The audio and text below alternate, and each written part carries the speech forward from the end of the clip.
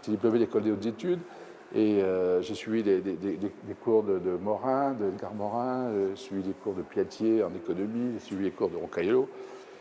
À Nanterre, j'étais suivre Emmanuel Castells. J'étais très lié à toute l'équipe du P8 à sa création avec Raymond, avec Bernard Huette, avec Vier, etc. Bon.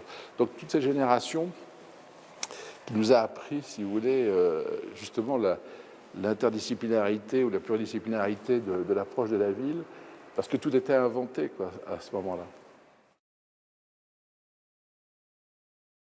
D'abord, la notion de ville n'est pas liée à la taille uniquement, contrairement à ce qu'on pense. C'est pas parce qu'on fait 2 millions d'habitants qu'on est une ville.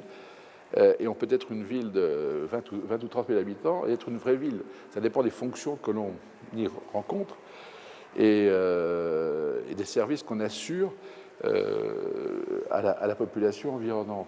Je pense que ce qui fait la ville, c'est quand même d'avoir un mélange de fonctions supérieures et d'avoir justement tous ces échanges à la fois d'éducation, de culture, de services, de banques, etc.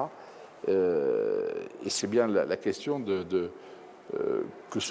qu'ont à régler de nombreuses villes pour se dire être vraiment des métropoles.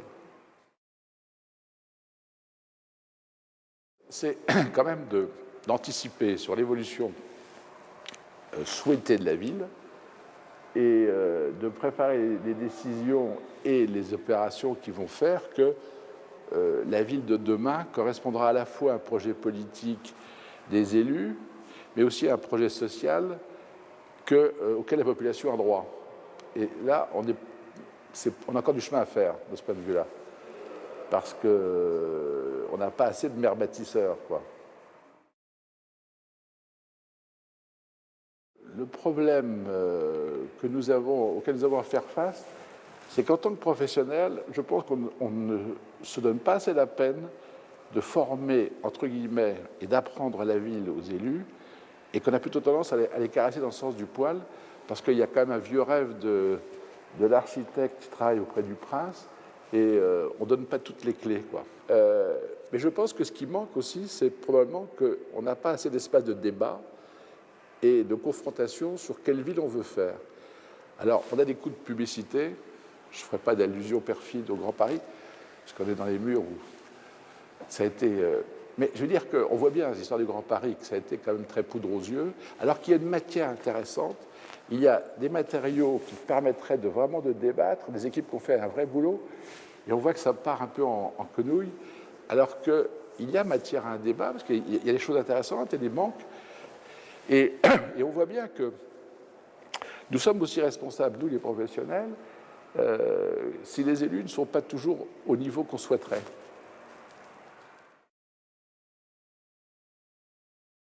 Je pense que ce qui est en cause, c'est quel est le modèle de gestion d'une métropole qu'il faut avoir et qu'est-ce que signifie la couronne de la ville.